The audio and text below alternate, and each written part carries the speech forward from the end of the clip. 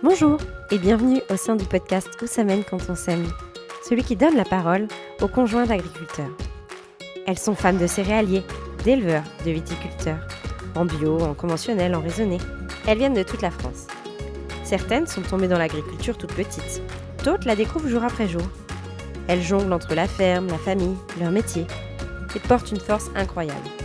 Moi c'est Marion et avec ce podcast, j'espère que certaines d'entre vous se reconnaîtront dans leurs propos, trouveront des conseils, des échos à leur vie, prendront peut-être un peu de recul, trouveront du soutien, ou simplement verront une mise en lumière de ce qui se vit, souvent dans l'ombre, au cœur des fermes.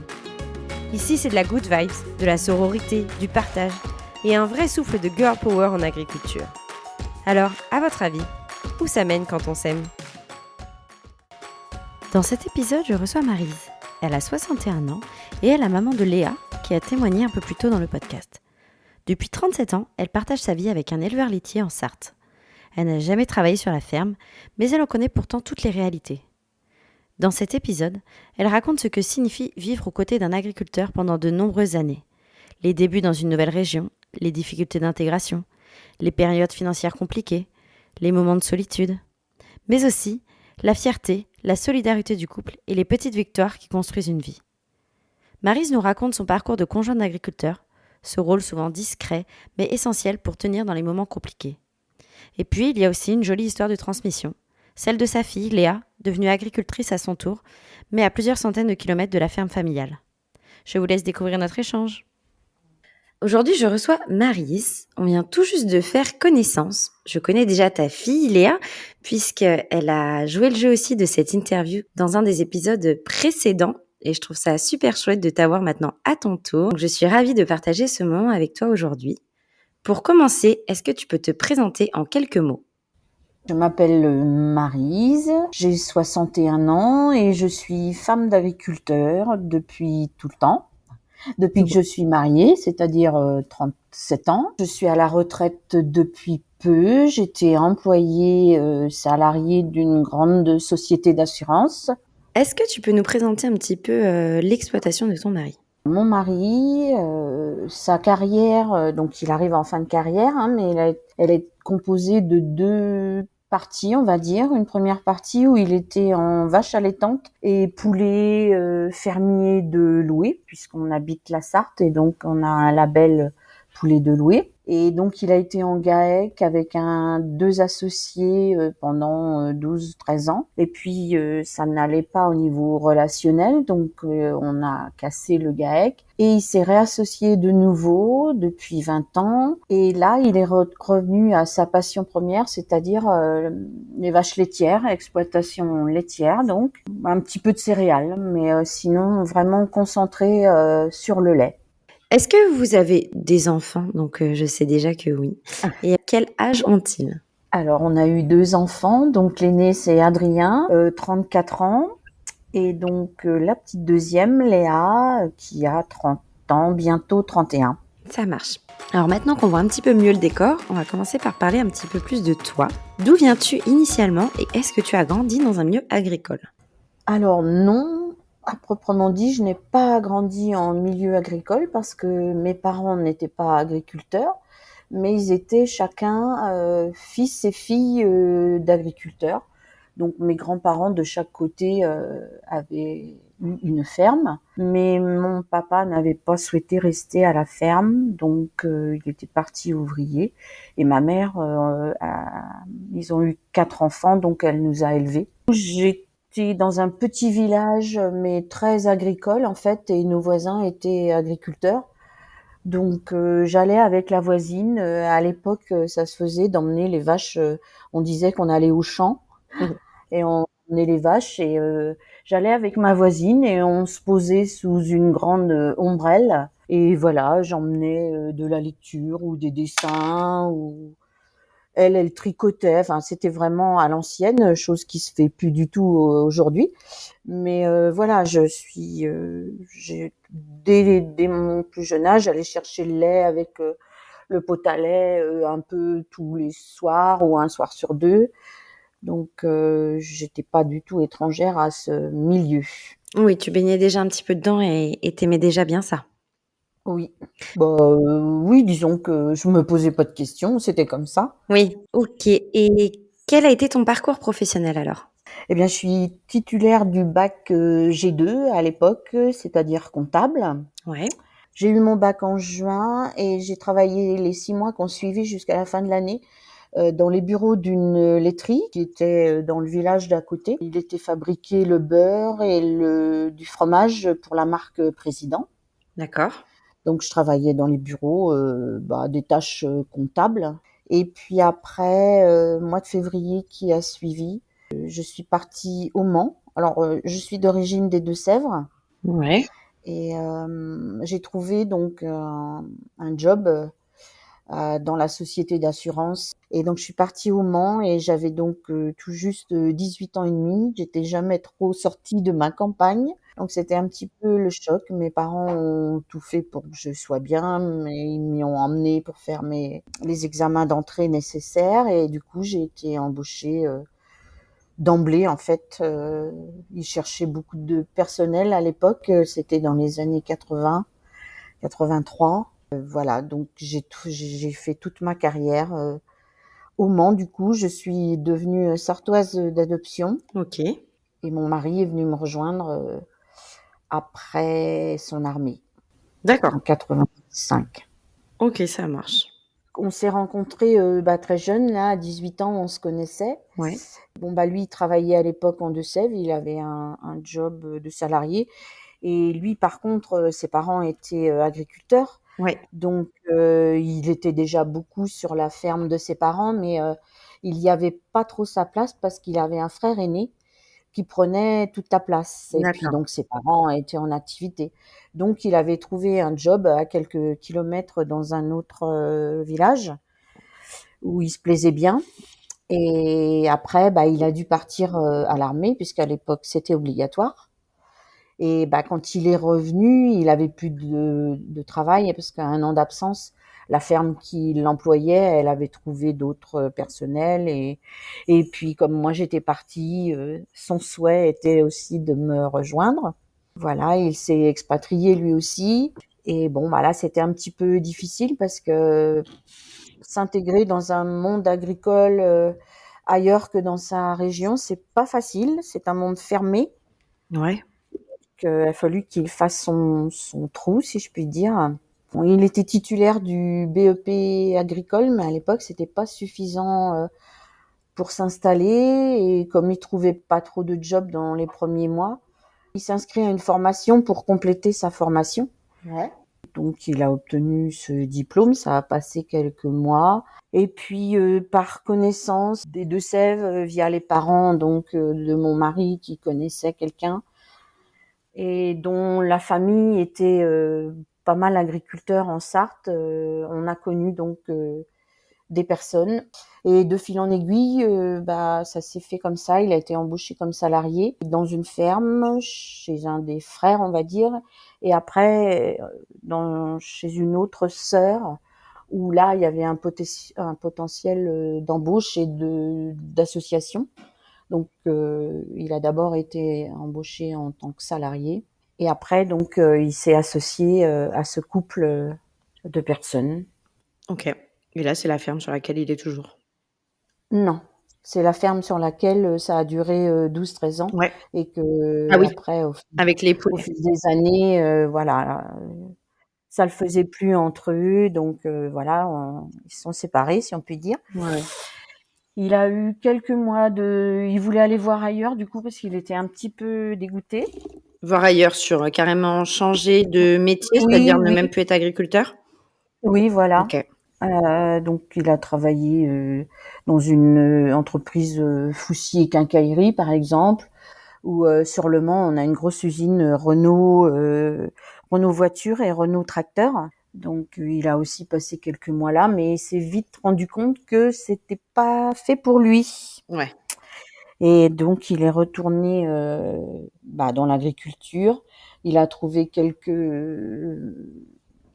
jobs, en salarié, mais c'est pareil, il ne supportait pas de finir sa journée à 17 heures ou 18 heures. Il avait l'impression de pas avoir achevé son travail, comme il avait toujours été habitué à être à son compte. Puis il est assez indépendant, donc il était un peu frustré d'être salarié agricole. Ouais, je comprends. On avait gardé de toute façon des contacts et des relations de de son premier GAEC. On s'est bien intégré dans le milieu agricole et donc par ces connaissances-là, on a trouvé quelqu'un qui partait à la retraite et dont le fils était associé avec lui.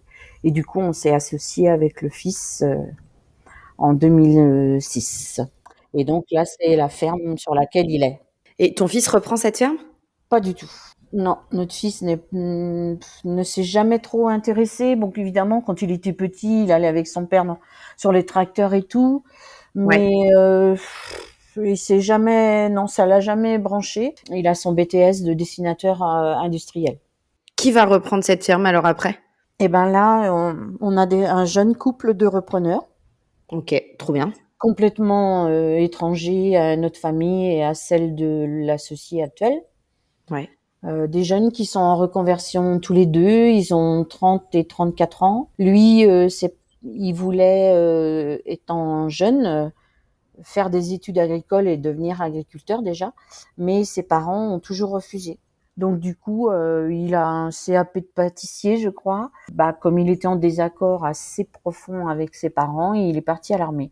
Ok. Et donc, il a fait une dizaine d'années entre l'armée et les pompiers.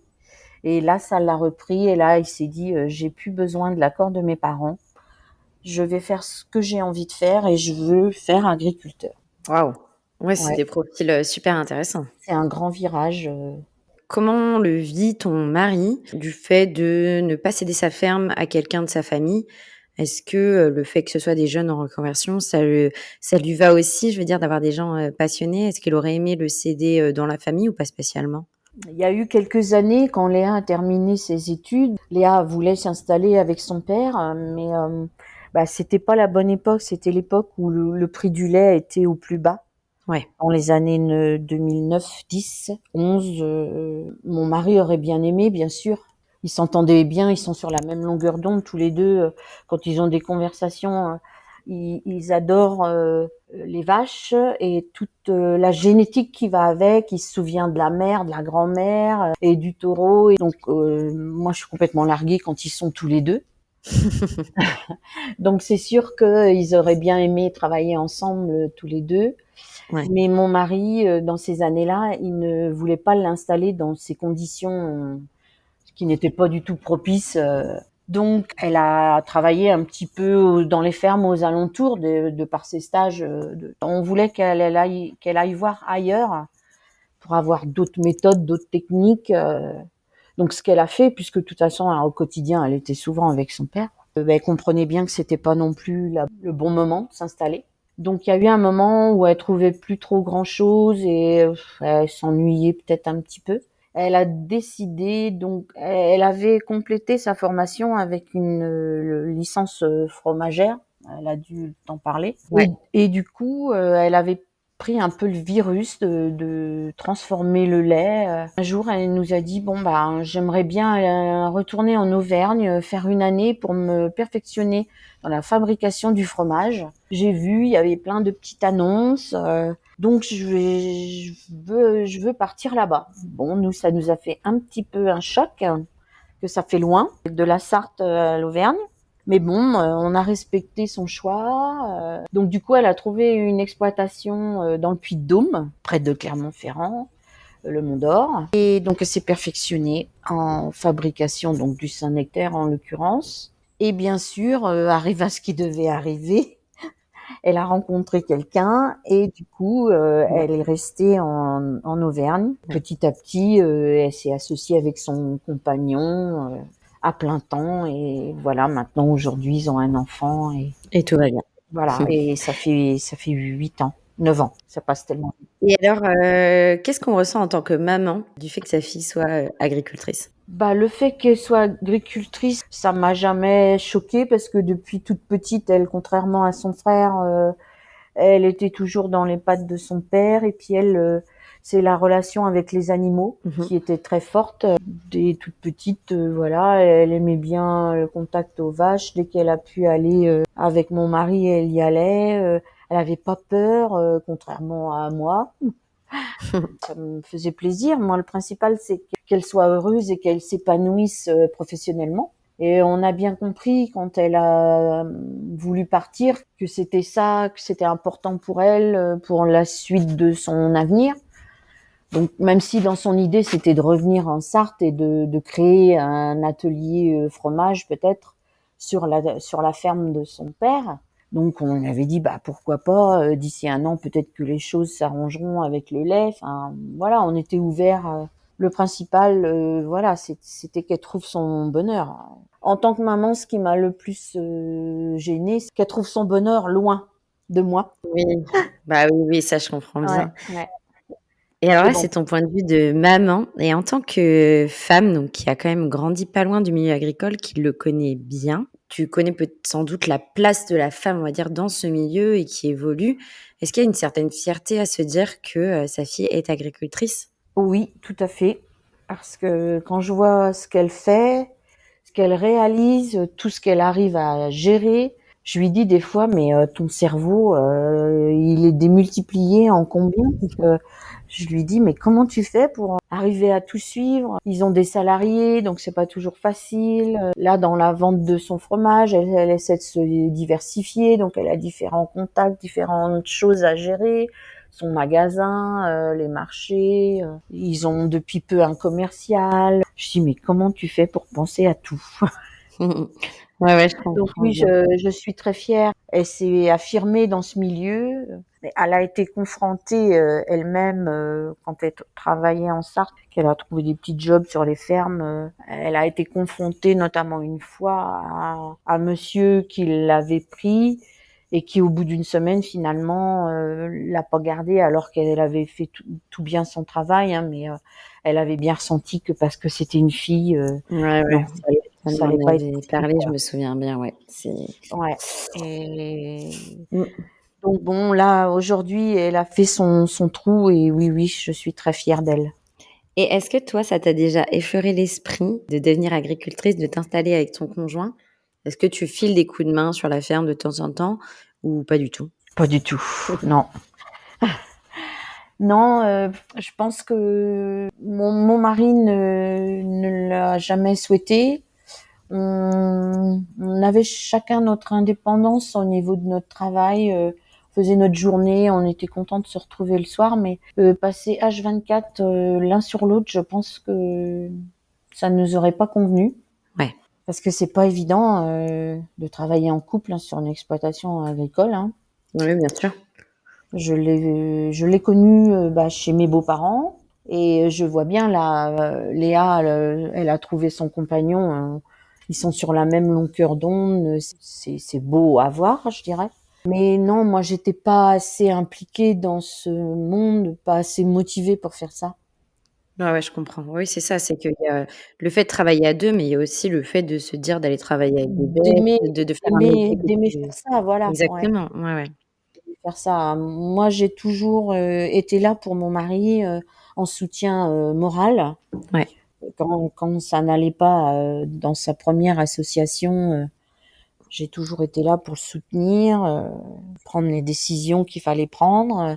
Notre carrière s'est passée et on était très bien comme ça. OK, je comprends. Là où les 20 dernières années où ça allait mieux, le dimanche quand c'est lui qui travaille, moi souvent je vais le voir, histoire de l'encourager parce que s'il mange, parce que c'est lui qui est de corvée. Ouais. Ça m'est arrivé d'aller donner un peu de lait au petit veau, mais c'était vraiment pour l'anecdote, hein. Ouais, ouais, anecdotique et sur les petites tâches qui te plaisent bien, quoi, c'est Oui, voilà, c'est ça. ouais, ouais, je comprends, ça Des marche. trucs pas trop compliqués et non, comme la traite par exemple, non, j'ai OK. jamais accroché. Ça, j'ai peur en fait, donc j'ai peur de la grosse bête. Et bah, oui, je comprends aussi, oui, ça n'aide pas. Ouais. Alors j'aimerais maintenant qu'on parle un petit peu de votre vie à 2 et de ce que représente le quotidien quand on vit avec un agriculteur. Tu nous as dit donc que vous vous êtes rencontrés assez jeunes. Quand tu as su qu'il était fils d'agriculteur et qu'il voulait devenir agriculteur, qu'as-tu ressenti? J'ai rien de spécial, je dirais. À l'époque, quand on est jeune et amoureux, je dirais, ça me dérangeait pas. Ouais. Je voyais peut-être pas toutes les conséquences que ça impliquait, hein, toutes les difficultés, certainement. Je me suis pas posé de questions, hein. Ouais, une part de naïveté, de jeunesse, on va dire. Ouais, voilà, c'est ça. Et là encore, je me voyais pas. Je sentais bien déjà à l'époque, très tôt, j'ai bien Ouais. vu qu'il était passionné. Je me sentais pas de contrarier cette passion. Ah non, non, bien sûr. Non, non, mais quand je dis Produire. ça, c'est qu'as-tu ressens ça peut Ouais. être aussi, extrêmement, positif, hein, de se dire: «Je veux faire ma vie avec un agriculteur, ça va être chouette, je vais vivre à la ferme» et cetera. Non, mais Bah, j'en étais pas là parce qu'en fait, je me rendais pas bien compte non plus, c'est hein. ça. Moi, mes parents, je les ai pas vus sur une ferme, mais après, quand je l'ai connu, j'ai bien vu mes beaux-parents, ma belle-mère. Bon, bah, comme c'est une autre génération, elle a pas été reconnue tout de suite. Elle a travaillé pendant des années sans être, reconnue ni cotisée pour quoi que ce soit pour elle-même. Oui. Mais ça, je l'ai su qu'après aussi, hein. Et quand je vous ai dit tout à l'heure les difficultés, pour s'intégrer, au monde agricole, par le fait qu'on avait changé de région, bah, ça je l'avais pas envisagé non plus, hein, que ce soit aussi difficile. Ouais. En fait, il faut se faire accepter, il faut se faire, reconnaître. Et en fait, les Sartois, c'est déjà des gens, on a trouvé, qui étaient très fermés, plus fermés que par chez nous en Deux-Sèvres. Enfin, c'était le ressenti qu'on avait. Mais une fois qu'ils vous ont accordé la confiance, eh ben après, ça a été tout seul. Mais voilà, fallait faire son trou, hein. Oui, sur le coup, ça m'avait pas posé de problème, d'épouser un agriculteur. C'est après, qu'on découvre, les inconvénients, mais je dirais, c'est un peu valable pour tous les métiers. Exactement. Mais justement, avec un petit peu de recul maintenant, quelles sont, les choses qui t'ont surprise? Est-ce qu'il y a des choses donc tu disais, bah, voilà, on a un peu, la naïveté, quand on est jeune et qu'on se met ensemble, et qu'on va faire sa vie avec un agriculteur, mais tout comme, avec un autre corps de métier très prenant, bien sûr. Quelles ont été, voilà, tes surprises, les choses que tu as bien appréciées ou les choses qui ont été, plus difficiles à vivre et qui sont, toujours un peu compliquées au quotidien, d'être une femme, d'un éleveur? Ben, ce qui est toujours compliqué, c'est que c'est un métier difficile et qui sont pas toujours, disponibles. Même Ouais. même quand ils croient qu'il y est, bah, il y a souvent des imprévus. Donc ça, c'est valable même sur le week-end où il est censé être disponible. Ouais, c'est un peu un manque de disponibilité, mais bon, bah, c'est lié à cette activité-là. Bon, cependant, je l'ai toujours accepté et voilà, c'est comme ça. Est-ce que vous vivez sur la ferme ou à côté? Alors à côté, on n'a jamais vécu dans les 2 expériences qu'on a eues, on n'a jamais vécu sur la ferme parce que ça s'est trouvé comme ça, c'était toujours l'associé qui y était. Ouais. Et donc actuellement, c'est toujours ça. On a fait construire une maison à 1,5 km de la ferme, hein. Ça se fait à pied, très rapidement. Donc ça, c'est bien pour la coupure, privée. Exactement. Est-ce que toi, ça aurait été un sujet ou pas d'habiter sur la ferme si ton mari te l'avait demandé? Est-ce que ça te convient bien comme ça? Qu'est-ce que tu penses de ça? Ça m'a ça m'a bien convenu comme ça. C'est vrai que c'était mieux. Après, s'il me l'avait demandé, je sais pas, peut-être que ça aurait été un sujet, mais comme la situation s'est pas présentée, je me suis pas posé la question. Mais en tout cas, d'être à 1 kilomètre, c'était bien. Mais même pour lui, je pense. Au moins, ça fait bien la coupure. Ouais, de garder cet équilibre-là de vie, pro perso. Ouais. OK. Comment est-ce que justement vous vous organisez pour garder un équilibre de couple dans ce rythme-là? J'essaie d'anticiper, c'est souvent moi qui gère les activités de loisirs, on va dire, Ouais. et de vacances. Les associés, ils ont un planning en général prévu à l'année. On se voit 2 fois par an avec l'associé et sa femme pour se caler donc sur les week-ends et puis sur les vacances. Comme on sait, quel week-end on est disponible ou pas, je cale, les rencontres avec nos amis, la famille, les fêtes de famille, les petits week-ends à la mer, on essaie. Et puis on part en vacances, oui. Avec là, la deuxième expérience, ça a été plus facile de prendre des vacances parce qu'on était plus dans le même état d'esprit tous les quatre. Ouais.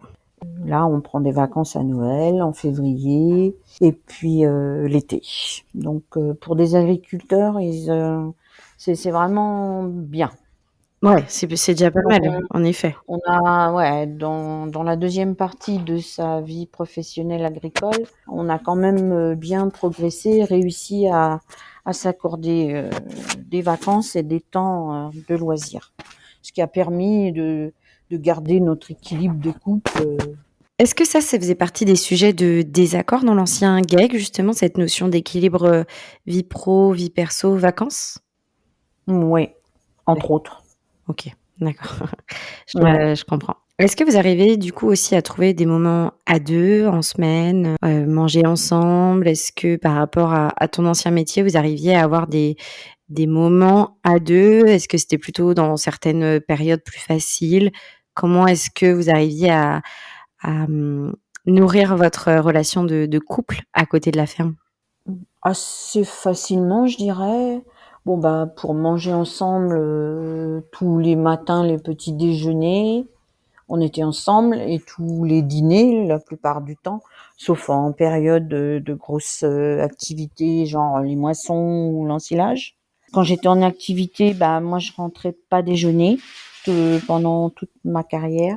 Comme je te disais au début, ça nous a jamais trop gênés. On était assez indépendants. On avait notre vie entre guillemets la journée.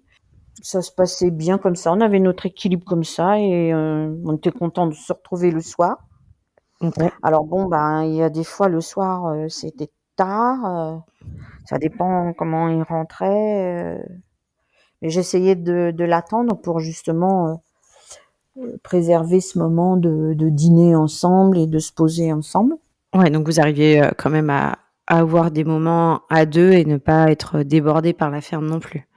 Ouais, Est-ce que tu as des je souvenirs de périodes, plus difficiles ou pas spécialement, où vous avez toujours réussi à garder ce rythme-là et à vous accorder du temps?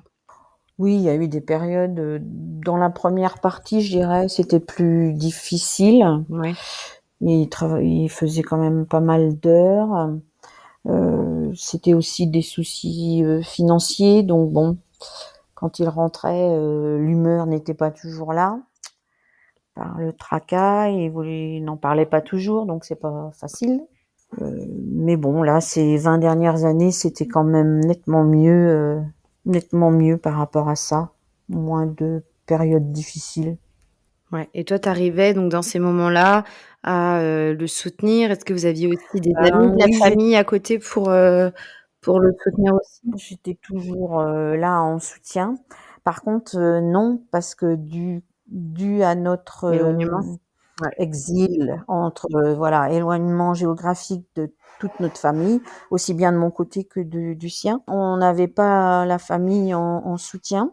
Ça nous a parfois manqué, c'est vrai, mais bon, on s'est serré les coudes tous les deux et on a surmonté Les obstacles. les obstacles. Oui, dans la famille, c'est pas toujours évident. Ceux qui sont un peu extérieurs aux problèmes agricoles, pour se faire comprendre, c'était pas évident aussi. Ouais, d'en parler et de leur dire, ce Ouais, que vous traversiez, de se faire comprendre sur ces oui, sujets-là. Ouais. oui, et qui comprennent nos soucis, quoi. OK, je comprends. Mmh. Et lors de votre «exil» entre guillemets, vous avez réussi à vous faire des amis dans le coin? Qu'est-ce que vous avez mis en place comme ça pour rencontrer du monde, pour vous faire un peu, votre nouvel environnement? Bah, oui, on a réussi maintenant, 40 ans plus tard, on a quand même un cercle d'amis, assez important, je dirais. Bah, moi, par mes collègues, j'ai quelques-unes, qui sont devenues de bonnes amies, dans le milieu agricole forcément. Eric, il connaît, pas mal de monde et puis après, bah, on a déménagé, ouais, 3 fois dans notre vie dans la Sarthe là. Donc on a gardé des bons amis aussi avec nos voisins. Ok. Et actuellement, nos voisins, c'est aussi, des amis.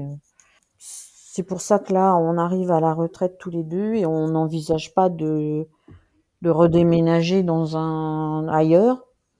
Parce qu'on se dit aussi qu'on a aussi notre vie sociale ici maintenant. Ouais, vous êtes bien là. Et on est bien là, ouais. Et puis, bah, on a fait construire, on veut aussi profiter de notre maison. Ouais, bien sûr.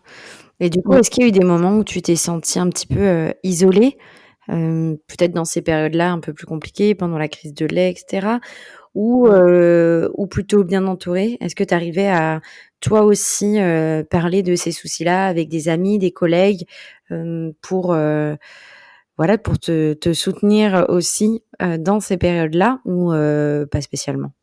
Bah, parfois, quand c'était difficile, je me sentais un peu seule, parce que j'avais pas le lien familial. Ouais. En plus, j'ai perdu mes parents de bonne heure, donc si j'avais eu à en parler un peu, je me serais confiée à ma mère. Bon, j'ai pas pu, donc ça m'a manqué un peu. Par contre, on a trouvé du réconfort auprès d'amis en Sarthe qui connaissent bien le milieu agricole. Tu arrivais à vous comprendre, ouais. Voilà, qui arrivaient à nous comprendre, qui connaissaient aussi la personne avec qui on était associés. On a eu un peu de soutien quand même OK. pour nous aider.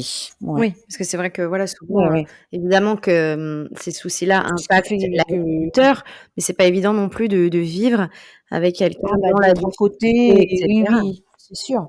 Ouais, ouais, c'est sûr. C'est pas évident. Je dis pas que ça a été toujours facile, mais je pense qu'il y a eu pire que moi et j'ai pas.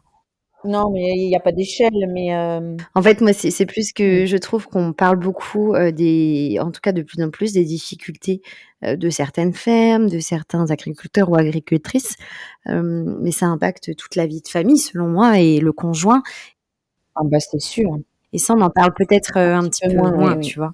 Ah bah, c'est sûr, hein, Ouais. si le conjoint n'est pas là, pour soutenir, pour comprendre, pour aider de quelque façon que ce soit, ça peut être compliqué, hein, ça c'est sûr. Dans notre entourage, on connaît des agriculteurs qui sont séparés un peu à cause de ça aussi, hein.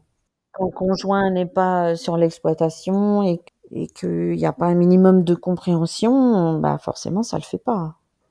Ouais. Est-ce que toi, ça t'est déjà arrivé de te dire, «Qu'est-ce que je fais là? Je vais tout Non, lâcher». Jamais? ouais, Ouais, non, trop bien. jamais. Ça, c'est vraiment chouette.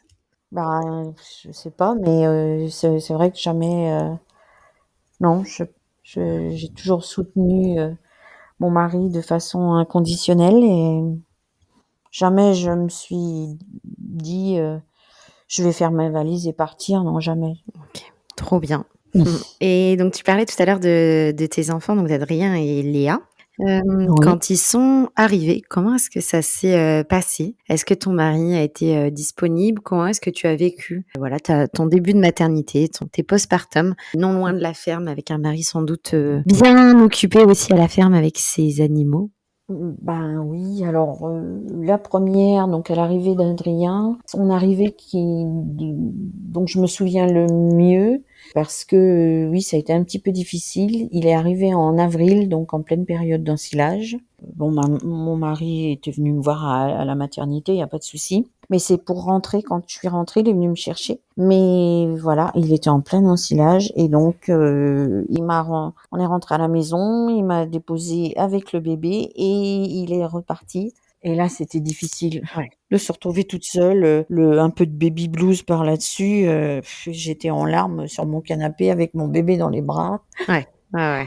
Donc ça a été un peu difficile là, mais c'était la période qui voulait ça. Après pour Léa, elle est arrivée en novembre et c'était mieux. C'était pas du tout la même période. C'était mieux.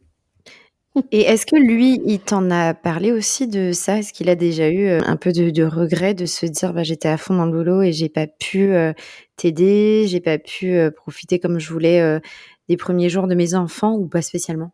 Je pense qu'il l'a pensé, mais c'est quelqu'un qui dévoile Ouais. pas, facilement ses sentiments, qui est assez, renfermé. Il m'a jamais fait de confidence là-dessus, Mais tu penses qu'il l'a entre nous. ressenti sans doute? Mais oui, de par son comportement ou maintenant comment il est, avec nos petits-enfants, je comprends que oui, il doit se dire qu'il a raté quelques étapes avec ses enfants. Ouais, je comprends. Mmh. Il en profite sans doute, 2 fois plus aussi de ses petits-enfants et Ah puis il oui, va être à la oui. retraite et il pourra aussi en profiter, ouais. Bah oui, c'est vrai que c'est complètement différent, hein, quand on est jeune, on a nos enfants, mais on est à fond dans le travail, on s'en rend pas compte que ouais, et on n'est pas toujours là pour les premiers mots ou les premiers pas et c'est qu'après qu'on en prend conscience, quoi. OK. Alors avec, du recul, qu'est-ce qui, chaque jour te fait du bien dans cette vie-là? Vaste question. Oui, vaste question. Est-ce qu'il y a une, fierté, une satisfaction particulière à vivre, aux côtés d'un agriculteur? Oui, c'est satisfaisant. On se dit que quand même, c'est quelqu'un, qui a tout fait, pour, nourrir la France, même si c'est un grand mot ou une grande phrase, mais à sa petite échelle, à son petit élément. Donc, d'être conjoint, c'est quand même une fierté de se dire, que, à leur échelle, ils font de bonnes choses.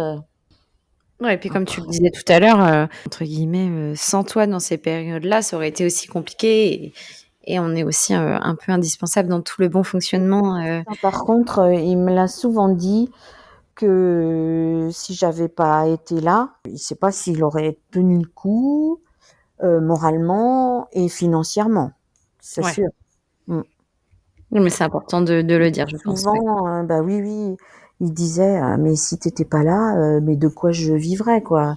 Les années où c'était vraiment maigre, même dans sa première re association, les vaches allaitantes et les vaches à viande, il y a eu des mauvaises années de la viande était très, très mal payée, ça a été compliqué. Et depuis ça, il le dit et il l'a redit à la crise du lait, voilà, un agriculteur tout seul, célibataire ou séparé, s'il y a pas d'autres soutiens extérieurs, bah, c'est sûr, ce qui explique, le taux de suicide aussi assez important, chez les agriculteurs, hein.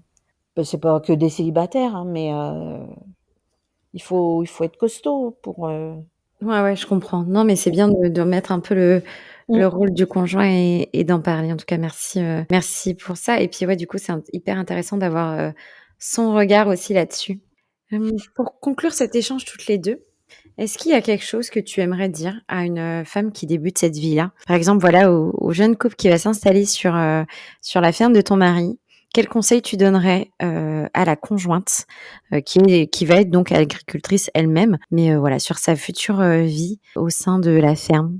Bah, c'est un peu différent quand on travaille en couple, sur la ferme, mais c'est différent, mais en même temps, je dirais que c'est encore pire parce que du coup, pour se sortir des problèmes de la ferme, c'est pas facile parce que tous les 2 ils ont les pieds dedans, on va dire. Que nous, comme moi je travaillais à l'extérieur, c'était plus facile de m'extraire et d'extraire mon conjoint pour, lui changer les idées ou l'emmener ailleurs. Donc, là, quand on s'installe en couple sur une exploitation, bah, mon conseil, c'est de s'accrocher, hein, et de toujours, discuter, bien communiquer, entre eux. Ouais. C'est très important parce que si on parle pas des problèmes, cartes sur table, ça ne va pas, hein. J'ai l'exemple de Lionel et Léa, ils communiquent beaucoup, ils parlent, beaucoup, ils se racontent tout et c'est ce qu'il faut faire. Ouais. Sinon donc je leur souhaite, bonne chance et de s'accrocher mais on en a parlé avec eux, nos repreneurs là. pour l'instant, ils sont motivés tous les deux et on sent qu'ils sont aussi sur la même longueur d'onde. Donc tout ce que je leur souhaite, c'est d'y rester Ouais. et de s'accrocher parce que le métier n'est quand même pas facile. Écoute, merci beaucoup Maryse pour cet échange et pour ton temps. C'était avec plaisir. C'est la fin de notre échange. Merci de l'avoir écouté jusqu'au bout. Si cet épisode vous a plu, je vous invite à découvrir tous les autres. Vous pouvez également noter le podcast sur votre plateforme d'écoute préférée. Et pour suivre l'aventure au quotidien, retrouvez-moi sur les réseaux sociaux et surtout sur Instagram où je suis très active. N'hésitez pas à vous abonner, liker, partager. C'est grâce à vous que ce projet prend forme et qu'il peut continuer à grandir. Et mesdames, si vous avez envie de raconter votre histoire, rejoignez-moi dans un prochain épisode. À bientôt!